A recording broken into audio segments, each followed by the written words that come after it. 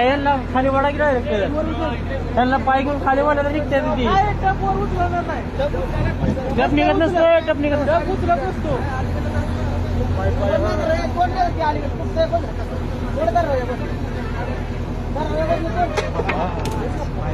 गाडी जाईल पुढे बरं ना निघत नाही हो निघत नाही उलट डबल खाली